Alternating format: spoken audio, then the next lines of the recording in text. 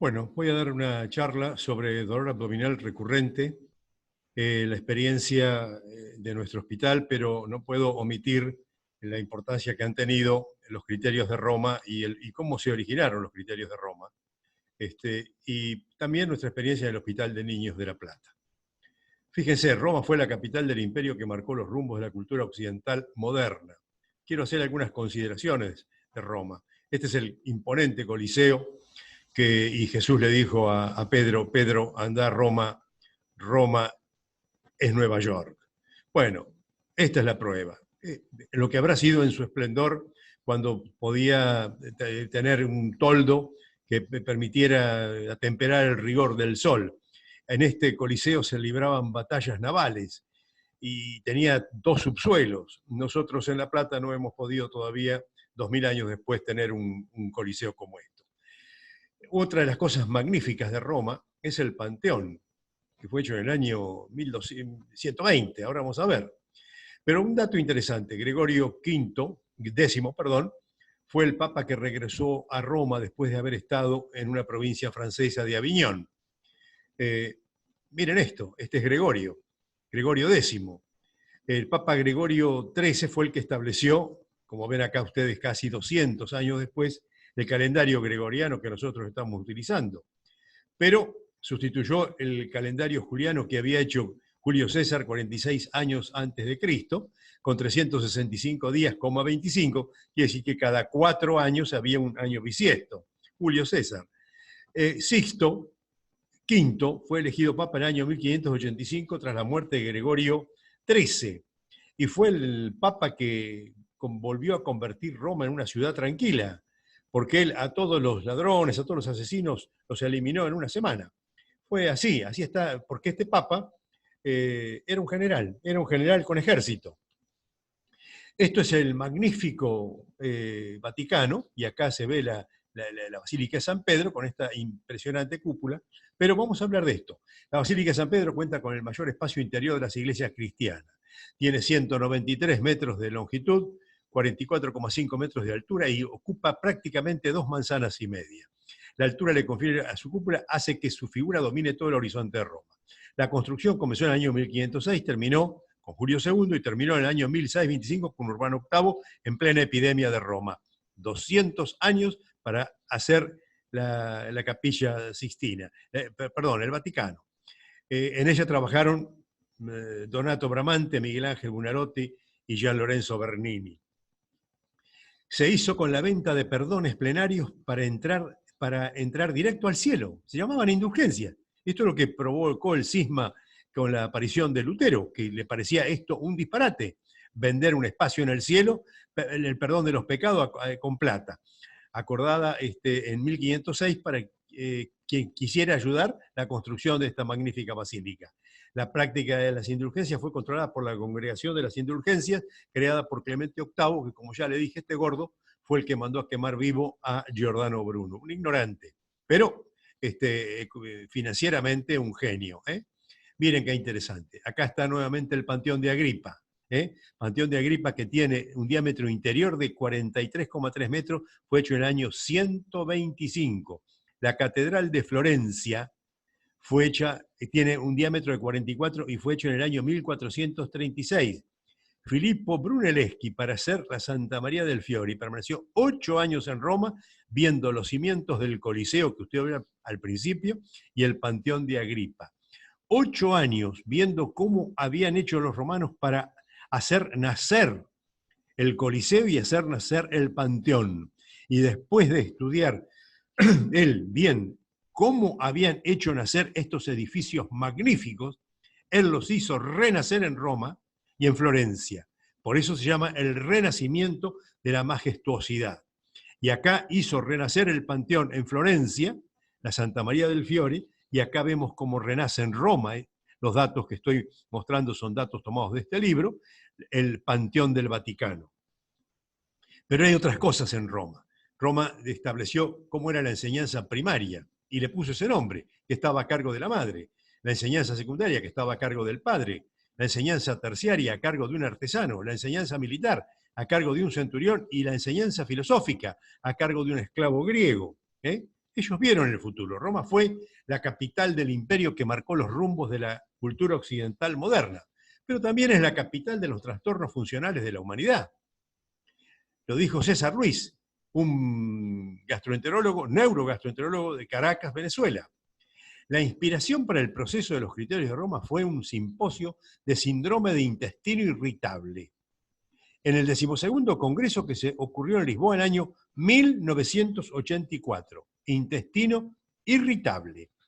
Atrajo una audiencia tal que fue un descontrol que rebasó la capacidad del auditorio.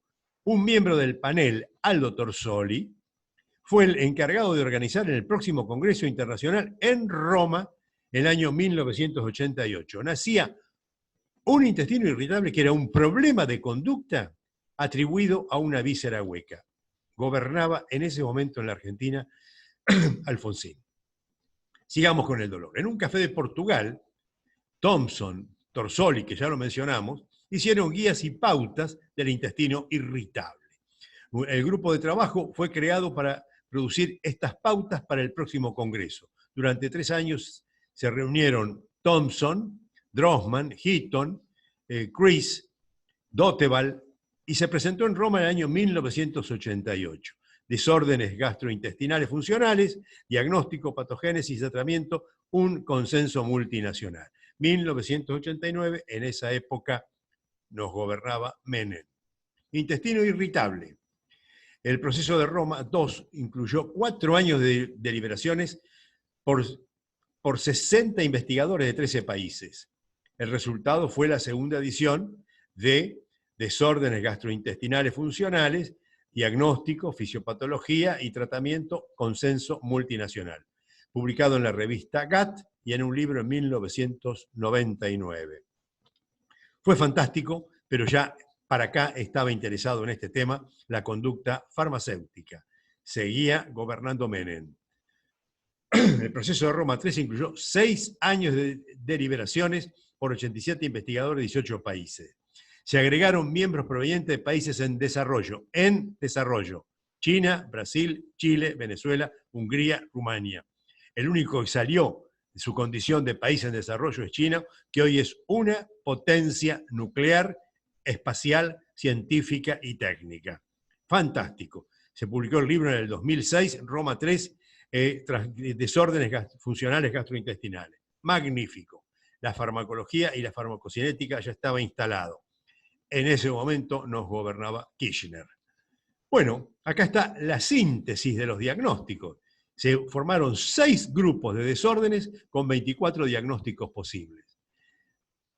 El Roma II se formaron 8 grupos con 40 diagnósticos posibles e incorporaron la población pediátrica. Fue un adelanto, Roma II, porque ahí se nos consideró que nosotros teníamos patologías funcionales en pediatría. Vamos a hablar de esto. Gobernaba Menem. Miren esto, acá Roma III, son 8 grupos con 3 diagnósticos más, 43 diagnósticos, gobernaba Kirchner.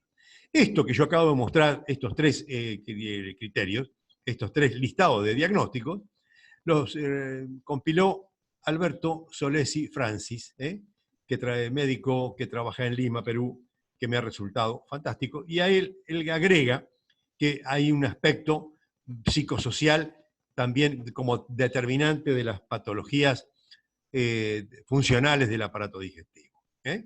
Miren esto, una de las cosas que menciona, muy nombrada, con 7.486 citas, es el globus. Globus, en latín, le da cierta importancia. ¿Qué es el globus? Es una sensación de atoro, bolo alimenticio retenido o rigidez de la garganta. El síntoma no es doloroso, usualmente mejora cuando se come. Es episódico y no se asocia a disfagia o odinofagia. Esta sensación de algo extraño, si fuera un poquito más abajo, podríamos decir, es como estar enamorado. Los criterios diagnósticos del globo deben incluir lo siguiente: la sensación continua o intermitente dolorosa de un bulto o un cuerpo extraño en la garganta, ocurrencia de la sensación entre las comidas, es decir, que ese cuerpo extraño es en ayuno, ausencia de disfagia u odinofagia. Cuando habla de ausencia de disfagia o odinofagia, tiene que estar corroborada por un gastroenterólogo, en una consulta clínica mínimo o una consulta gastroenterológica. El punto 3 requiere una consulta. Ausencia de evidencia de que el reflujo gastroesofágico sea la causa del síntoma. Por lo tanto, debe tener este paciente una consulta gastroenterológica y una endoscopía. Y ausencia de desórdenes de motilidad esofágica con base histopatológica. Tenemos que agregar a la endoscopía procesos manométricos para determinar, para poder corroborar estas 3 ausencias que tiene que tener como condición el globus. Por lo tanto, gracias al globus se puede mover la economía gastroenterológica. Esto es así. Trastornos gastrointestinales funcionales pediátricos de Roma 4. Acá hay un adelanto interesante. Los nuevos criterios se denominan trastornos de la interacción cerebro-intestino. Trastornos clasificados por síntomas gastrointestinales en relación con una combinación de la alteración de motilidad, sensibilidad visceral, inmunidad de las mucosas, microbiota intestinal y procesos del sistema nervioso. Quiere decir que todo tiene que ver con todo. Miren esto, niños pequeños, criterios de Roma 4, síntoma predominante, regurgitación del lactante, rumiación, síndrome de vómitos cíclicos, cólicos del lactante, diarrea funcional, disquinesia infantil y estreñimiento funcional. Vamos con los otros chicos. Tenemos síndrome de vómito cíclico, náuseas funcionales y vómitos funcionales, síndrome de rumiación, aerofagia, dispepsia funcional, síndrome de intestino irritable, migraña abdominal, dolor abdominal funcional, estreñimiento funcional, incontinencia fecal no retentiva. Todo diagnóstico que usted ve acá, nosotros hemos visto en lo que corresponde a dispepsia funcional, muchos chicos que se ajustan a lo que se define como dispepsia funcional, chicos que tienen giardias. Lo que se denomina dolor abdominal funcional no específico, chicos que luego tuvieron Helicobacter pylori. Los que tuvieron estreñimiento funcional, chicos que comían mucho yogur. Y los que tenían incontinencia fecal no retentiva, los que tenían bolos fecales o fecalomas. Yo sí creo ahora que la migraña abdominal, los vómitos cíclicos de los chicos grandes y de los grandes van a tener un impacto porque ahora que entra la neurociencia en este problema, van a encontrar cuál es el neurotransmisor que desencadena estos cuadros incontrolables. En esta época estaba gobernando Macri. Miren esto, las enfermedades funcionales son de las más frecuentes en cuanto a la consulta médica en todas las especialidades. Escuche esto, habitualmente se relaciona con estado de estrés, ansiedad, somatización o conflictos emocionales, pero no se explican totalmente por esto. Producen dolores, malestares, mal funcionamiento, molestias de alguna parte del cuerpo que persisten durante un tiempo, a veces con crisis recurrentes. Las personas que las padecen concurren al médico clínico, estos se suelen hacer múltiples estudios con varios especialistas, encontrando a veces un alivio parcial sin saber qué es lo que tiene. Por temporadas puede gozar de buena salud o no padecer nada. Lo peor de las enfermedades funcionales es que no sabemos qué es lo que tiene y al decir que es funcional se constituye en un diagnóstico. El diagnóstico de enfermedad funcional es algo que es como decir, usted tiene algo funcional y pensar en el fondo no sé lo que tiene. Miren Argentina y sus regiones para hacer turismo. Yo quiero mostrar esto que es fantástico. Argentina tiene el Cafayate, Argentina tiene las cataratas, Argentina tiene los Andes, Argentina tiene las playas de la costa atlántica, Argentina tiene los glaciares, Argentina tiene el espectáculo único de las ballenas, tiene la inmensa pampa y tiene el Chaco impenetrable. ¿Por qué muestro estas regiones? ¿Por qué muestro estas regiones? Porque Argentina es diferente, muy diferente, según la región que usted analice. Así como Argentina es diferente por las regiones que usted analiza, también es diferente el dolor si ocurre en hipocondrio derecho, en epigastrio o en el hipocondrio izquierdo, que son las regiones. En flanco derecho, en la región periumbilical, o en flanco izquierdo. En la fosa ilíaca derecha, en el hipogastrio o en la fosa ilíaca izquierda. Para retomar esto, para mostrar por qué es distinto el origen del dolor según el área donde uno afecte, yo podría decirle, no podés ir al Cafayate, estar en el Cafayate y preguntar, ¿te duele la ballena austral? No corresponde esta pregunta si estás en el Cafayate. Tampoco puedes decir, ¿te duele la pampa?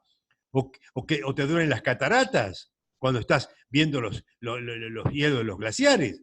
¿O te duele Mar del Plata cuando estás en el Chaco impenetrable? ¿O te duele el Chaco cuando estás en el medio de la pampa? ¿O te duele el Cafayate cuando estás viendo una ballena? ¿O te duele la ballena austral cuando estás viendo las cataratas del Iguazú? O en plena costa atlántica, preguntás por los viñedos. Quiere decir que cada región tiene preguntas. Es absolutamente necesario saber qué área duele y dónde se propaga para saber qué es lo que nos puede ocupar en este paciente. Tenemos que saber lo siguiente. El intestino anterior o craneal da origen al esófago inferior, estómago, duodeno, vesícula biliar y páncreas. Suele doler el área 2 o epigástrica. El intestino medio da origen al intestino delgado, apéndice cecal, colon derecho y transverso. Suele doler el área periumbilical o área 5. Y el intestino posterior o caudal da origen a la vejiga urinaria, útero, trompas, ovario y colon sigmoide. Y suele doler el hipogastrio. Esto es el origen embriológico de las vísceras. Y el origen embriológico de las vísceras también arrastra metámeras. Metámeras que son las que transmiten el dolor. Si nosotros tenemos del epigastrio, área 1 y 2, hacia la espalda, posiblemente tengamos una patología de vesícula biliar o úlcera duodenal. Si se proyecta hacia el hombro derecho espalda, casi seguro que es la vesícula. Si va del área epigástrica 1-2 a patología, la patología puede ser gástrica o úlcera. Si está en la región umbilical, área 5, hacia la espalda, puede ser patología pancreática, peritoneal o yeyunal. Si está en las regiones inguinales 4 y 6 y va hacia fosas renales, posiblemente sea patología de riñón y urétere. Si está en la región inguinal, área 7, 8, 9, hacia la región sacra, probablemente sea un problema sigmoide, una divertículos o una proctitis, y está en la región área 7 y 9, hacia la región sigmoide, posiblemente sea una patología de ovarios y trompas. Esto es bueno saberlo, porque las metámeras y el origen embriológico están establecidos hace millones de años. ¿Cuáles son las banderas rojas del dolor? Las banderas rojas son los elementos que sacan, digamos, de la patología funcional, porque si vos no tenés nada, no es que tenés pérdida de peso. No podés tener alteración del crecimiento. Si no tenés nada, no podés vomitar sangre o hacer caca con sangre. No podés tener vómitos que te deshidraten. No podés tener diarreas crónicas que no te permiten salir a la calle. Vos tenés que tener alguna enfermedad. Si vos tenés un tumor, no podés no tener nada. No puede ser funcional. Quiere decir que todo esto son verdaderos motivos de consulta. La persona que vomita sangre no va al médico pensando que tiene una patología funcional y no puede salir del consultorio con un diagnóstico de patología funcional. Esta es, de alguna manera, es nuestra experiencia con el dolor. El dolor abdominal se manifiesta casi exclusivamente en dos áreas en pediatría. En la región periumbilical, representa el 50,5% de los casos, y en la región epigástrica representa el 35,5%. Las otras dos áreas afectadas, pero de mucha menor entidad, son el hipocondrio derecho y la región de fosa ilíaca derecha. O sea que entre estos dos sumamos casi el 7 y pico por ciento. Todas las otras áreas, 3, 4, 6, 8 y 9, representan en conjunto el 6,6% restante. Volvemos a decir que esto está asignado por el desarrollo embriológico, que las dos áreas, epigastrio y mesogastrio, representan el 86% de los diagnósticos. El dolor abdominal recurrente ha sido abordado en todo el mundo, pero es interesante que donde está la industria farmacológica es donde más se ha abordado y presenta la literatura 26.486 trabajos en Europa y en Estados Unidos. África solo 512 y Sudamérica 43. Miren, ¿cómo lo vemos nosotros el dolor? ¿Cómo lo hemos analizado? El dolor abdominal recurrente generalmente se presenta a partir del momento en que el niño habla claro, más o menos a los 3 años, hasta que deja de hacerlo, más o menos a los 16. A los 16 no sabes qué te está diciendo tu hijo. Nosotros estudiaremos al chico entre 4 y 16 años. Existe el predominio de sexo femenino del 60%, y si el dolor abdominal o la diarrea interrumpen el sueño, el signo es de cuidado y el problema puede ser serio. Lo primero que nosotros preguntamos en ambas entidades es, ¿se despierta por el dolor? ¿Se despierta por la diarrea? Si la madre dice sí, nosotros el tema lo abordamos con un enfoque médico absolutamente distinto. Miren esto. Observar situaciones de estrés al momento de iniciar el dolor abdominal, fallecimientos, separaciones, conflictos escolares, intervenciones quirúrgicas, mudanzas, etc., puede ser la punta del ovillo, pero también puede ser un comunal distractor. La coexistencia de dar con náuseas, decaimiento, anemia, sangre y moco en las heces, alteración del ritmo evacuatorio, pérdida de peso, fiebre o febrícula son signos que deben hacer pensar en la necesidad de descartar una causa orgánica que nos ocupa. Banderas rojas que conocemos desde siempre. Dolor. Cuando uno dice, ¿y qué le pido a un paciente que le duele la panza y que se despierta o que es importante o tiene algún impacto? Si vas a pincharle una vena, pedirle hemograma, eritro, enzimas hepáticas, funcionalidad hepática, protrombina, enzimas pancreáticas, amilasemia, fosfatasa alcalina, vía biliar, orina completa, parasitológico y sangre oculta seriada. Y si te animás a hacer un estudio, puedes hacer una radiografía simple de abdomen o una ecografía. Prácticamente la seriada, como primer motivo de consulta del dolor, ha desaparecido. Deberíamos solicitar en el estudio complementario una radiografía, una ecografía abdominal, nosotros en la primera consulta, y nosotros antes hacíamos la prueba de urea marcada con un isótopo estable para ver si el paciente podía tener una gastritis por helicobacter. Pero no la podemos seguir haciendo por temas económicos. Y seguramente, si no sabemos a mediano plazo o nada de lo que hemos pedido nos orienta, probablemente le hagamos una esófago-gastroscopía y una colonoscopía para ver si hay una causa orgánica en este problema. Hablemos del aspecto biopsicosocial, que nosotros siempre lo hemos abordado. Yo siempre escucho charlas y conferencias que hablan de la importancia del aspecto biopsicosocial. Mi pregunta es, ¿cómo le analizás el aspecto biopsicosocial? ¿Qué investigan ustedes en el aspecto biopsicosocial? ¿Qué le preguntan al paciente? Porque yo sé que es importante y yo sé que pregunto para orientarme. Y acá está. Nosotros para el aspecto social hacemos el ABC. Agua, si es de primera, agua corriente, de segunda, de bomba o de tercera, acarreada.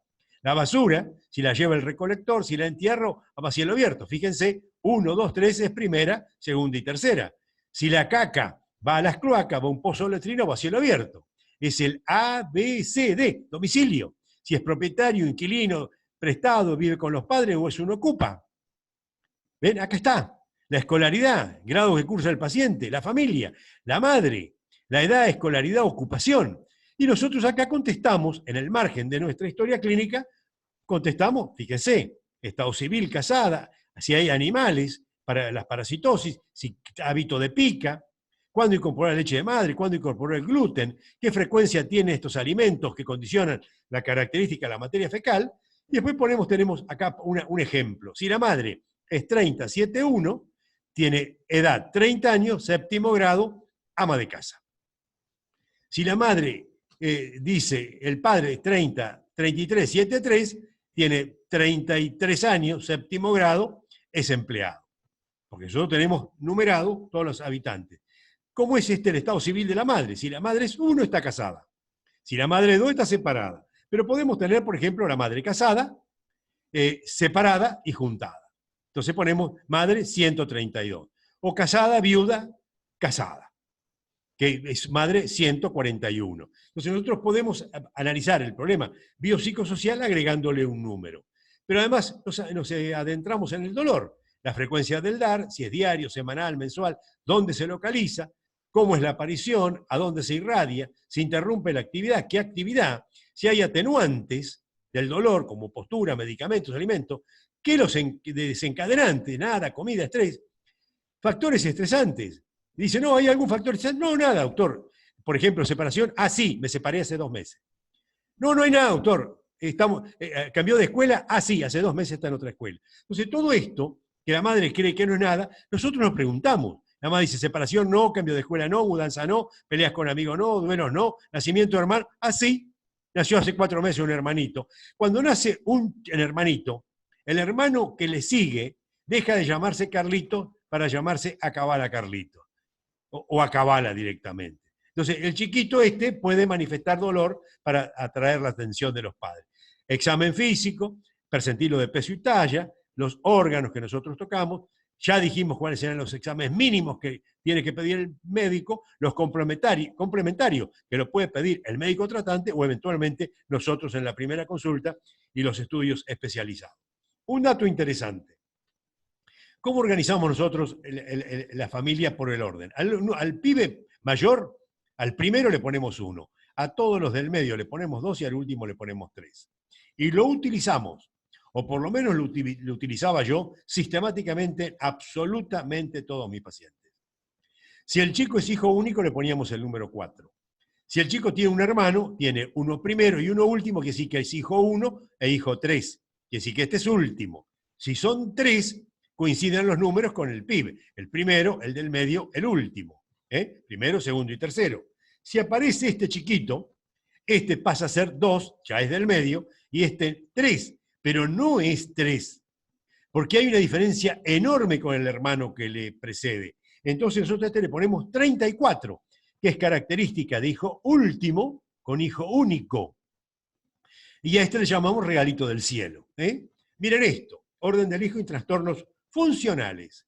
Acá está, diarrea funcional, estreñimiento funcional y dolor abdominal funcional. ¿A quién afecta la diarrea funcional? Al hijo último, al más chiquito, al último. La diarrea, el dolor abdominal funcional también afecta al último, no al del medio, como dicen todos los libros. Al último. Pero hay diferencia entre estos dos últimos. Y el estreñimiento, ¿a quién afecta? Al único, al que la madre le pregunta, ¿qué querés, querido? Consulta a este chico. ¿Ven? Miren qué interesante. Diarrea funcional. El primer motivo de consulta es diarrea funcional. Doctor, tiene diarrea. ¿Y cuál es el segundo motivo de consulta? Le duele la panza. Diarrea y dolor. Esto es una asociación muy frecuente en parasitosis. Enfermedad celíaca y el segundo motivo, enfermedad funcional y el segundo motivo se mancha con caca. Es frecuente en la constipación. Dolor abdominal funcional y constipación. Antes de mancharse con caca, los chicos tienen contracción en bloque para eliminar la materia fecal y tienen dolor de panza por contracción y son constipados. Y así que nosotros decimos, ¿qué lo trajo al hospital o la consulta médica y qué otro signo nota? Hacemos esta asociación de las dos cosas importantes que la madre destaca. Pero miren qué interesante. Dijimos hoy que hay otros datos ambientales. Diarrea funcional con dolor abdominal. Dolor abdominal funcional con constipación. Nos llama la atención que el que tiene esta asociación, el 19% tenga osito. Duerme con un osito.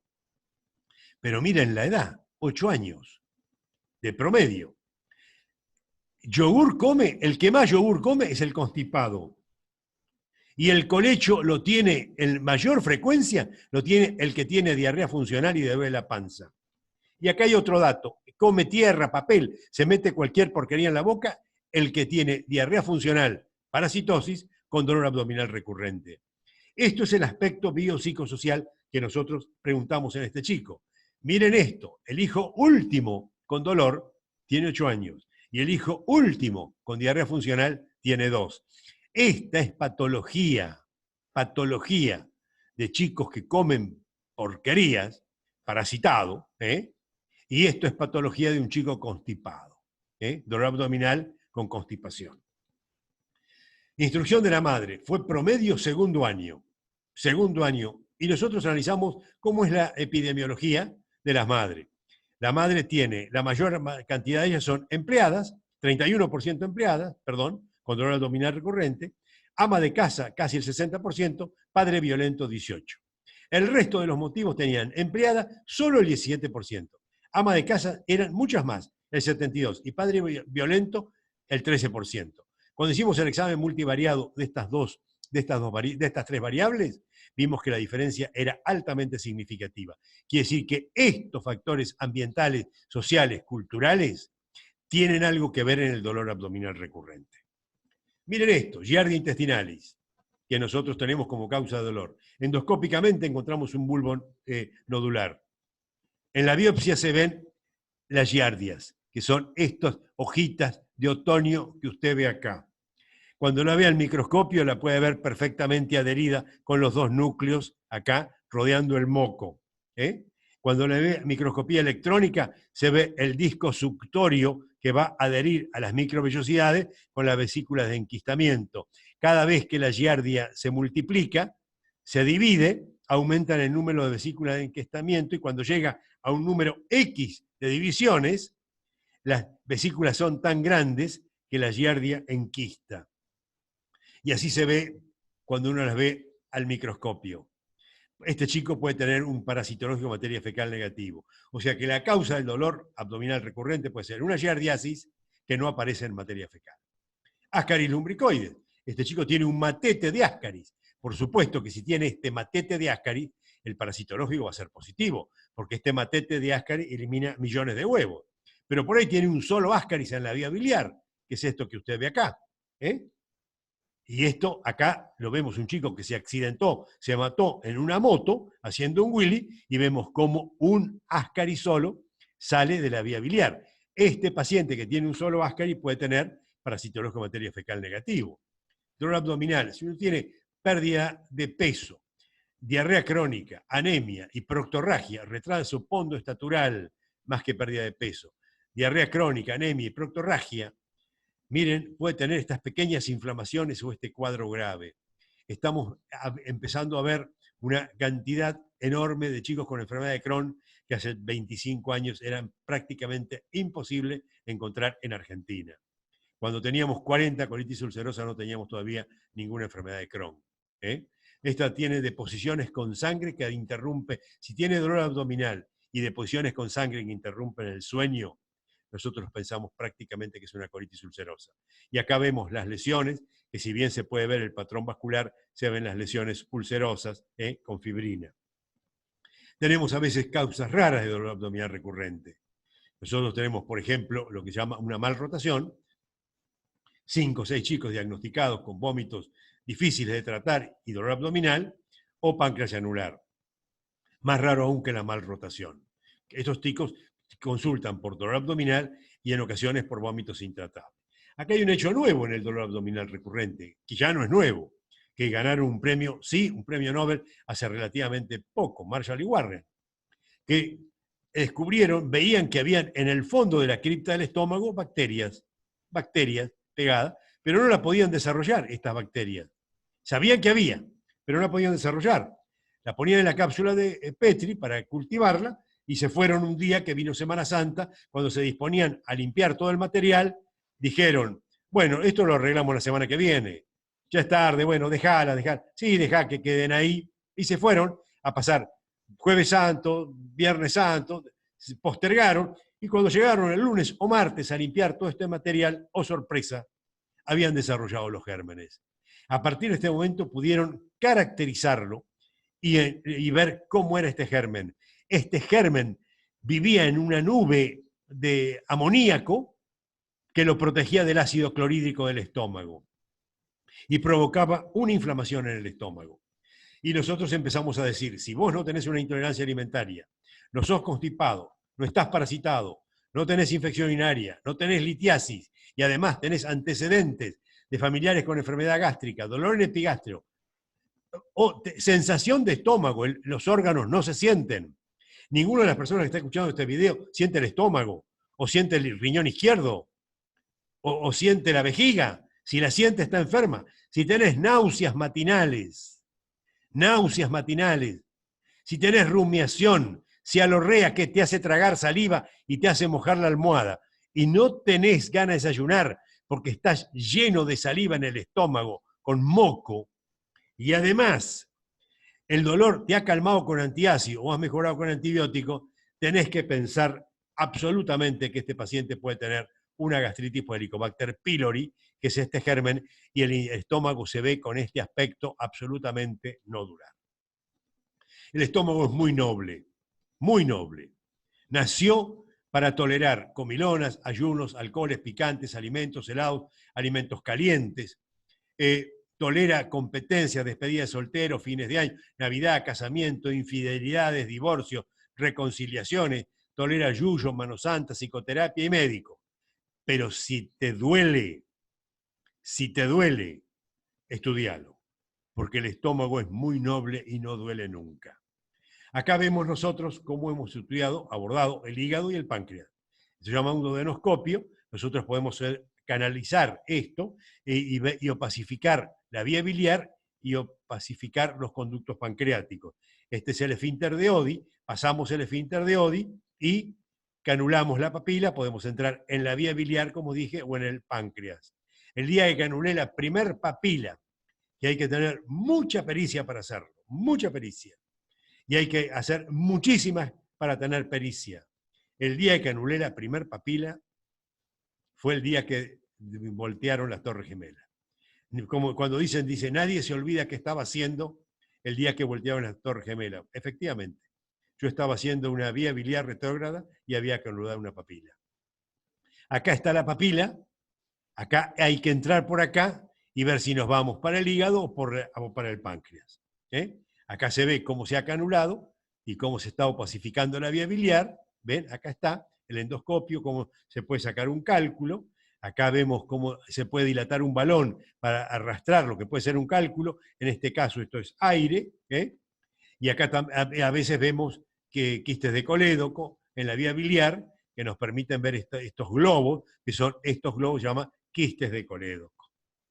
A veces vemos la vía biliar arrosariada, se llama colangitis esclerosante, o el páncreas arrosariado, que se llama pancreatitis crónica. Esta es la forma en que nosotros abordamos los dolores abdominales. Acá voy a mostrar cómo se saca un cálculo, se mete el papilótomo, se corta la papila con esta cuerda que se va estirando, que hace electrocoagulación, y una vez que abrimos el agujerito de la papila, lo hemos ampliado, uno puede sacar los cálculos perfectamente. Miren esto, el abdomen da para tener patologías funcionales, vesícula perezosa, problema de conducta en la vesícula, síndrome de intestino irritable, gases, constipación funcional que nos cuesta atribuir a lo que comemos, o dispepsia. ¿Qué es la dispepsia? La dispepsia es algo que no sé del ombligo para arriba, y el síndrome de intestino irritable es algo que no sé del ombligo para abajo. En un flanco puedo decir vesícula perezosa, como si la vesícula tuviera problema de conducta. O constipación. Me constipo porque sí, cuando la materia fecal es una construcción que se hace con los alimentos. Miren esto, el abdomen, el síndrome de intestino irritable representa el 38% de las consultas gastroenterológicas de adultos. En clínica representa el 12% de las consultas, está por encima de la hipertensión arterial, del asma y la enfermedad coronaria. Se estima que es la segunda causa de ausentismo laboral después de la gripe. El abdomen. El año en Estados Unidos, el síndrome de intestino irritable genera 2,4 a 3,5 millones de consultas. Hay más de 2 millones de prescripciones de medicamentos. Produce 33 mil millones de dólares de consumo. Estos pacientes son operados 3 veces más de colecistectomía, 2 veces más de histerectomía, de apendicectomía y 50% más de cirugía de columnas que los pacientes sin síndrome de intestino irritable. El intestino irritable mueve la economía. Acá está la bibliografía de lo que yo le estoy diciendo. Si usted está viendo este video, lo puede tener y tomar todos estos datos y revisar lo que yo he dicho. Acá está nuestra hoja de dolor abdominal recurrente que no tuvo correlato con el resto de los médicos. Era muy intensa y acá está en esta hoja ampliado el mes de consulta, el año de consulta, apellido, nombre, sexo, país, localidad, visto por quién, qué área le dolía, cuántas consultas previas, cómo era el agua, cómo eran los residuos, cómo eran las excretas, dónde vivía, calle, piso, paredes, cómo era la madre, en qué trabajaba, la instrucción, estado civil, el padre, la ocupación, la capacitación, si había violencia con la madre, con los hijos. Nosotros le preguntamos, ¿le pega a su marido o no? Y si tardaba, le decíamos, tardábamos en ese momento de silencio, le preguntamos, ¿y a su hijo? A mi hijo nunca. Quiere decir que a ella probablemente le pegara. Domicilio, cantidad de dormitorios, cantidad de habitantes, para saber el hacinamiento. Nosotros abordábamos el problema biopsicosocial, si había colecho, con quién convivía, si convivían con extraños por el tema del abuso, si dormía con objeto transicional, qué comía el chico frecuentemente, y después en la segunda página todo lo que nosotros hacíamos con el examen físico y con estudios complementarios. No tuvimos mucho éxito, la llenamos muchos médicos del servicio, pero no fue un éxito. La frecuencia de este motivo de consulta ha sido calculada alrededor del 10% de las consultas pediátricas generales. Y en el servicio de gastroenterología, con 1000 registros, se mantiene firme en el segundo lugar, siguiendo a constipación, el dolor 11,7 y la constipación 18,5. En el pediatra clínico 10%, en los gastroenterólogos 11%. Dolor abdominal recurrente. En este periodo, nosotros analizamos 117 pacientes con dolor abdominal. Encontramos diagnóstico de esofagitis en 4 casos, gastritis crónica por Helicobacter en 39, gastritis crónica sin Helicobacter observada histológicamente en 12 casos. 3 pacientes por enfermedad celíaca que consultaban por dolor abdominal recurrente y eran eutróficos, sanos, sin diarrea. Y así que nosotros no sabíamos que tenía y descubrimos que estos 3 tenían enfermedad celíaca. 12 pibes por constipación que les parecían que era normal, 8 chicos con cálculos en la vía biliar y no sabíamos que tuvieron 60. Quiere decir que en ese interín nosotros encontramos 77 motivos de diagnóstico en 117 pacientes, 65,8%, y no supimos que tenían estos 34. Para los cuales nosotros acá abordábamos la consulta con un psicólogo que podía preguntar sin cometer errores y con tranquilidad patologías que a nosotros a veces, situaciones de familia que a nosotros nos costaba abordar o que no podíamos disimular su sorpresa. Nunca tuvimos diagnóstico de vesícula perezosa ni colon irritable porque mientras yo fui jefe de servicio, estas 2 patologías no las aceptaba. Miren esto, finalizamos diciendo, escríbame si tiene alguna duda, culturrock.eduardo@gmail.com. Es tan inútil hacer psicoterapia cuando uno tiene un pólipo gigante de colon que produce cuadros de dolor que al paciente lo quiebran, como hacer estudios complejos en pacientes que tienen o manifiestan algún conflicto psicológico severo. Nosotros, escuche esto, todos los chicos que fueron abusados nos consultaron por dolor abdominal recurrente. Este fue el grupo con el que tratamos de hacer este trabajo. Este es el grupo que me acompañó mientras yo era jefe de servicio. Espero serles útiles y cualquier cosa, usted sabe que me manda un correo y yo contesto. Muchas gracias.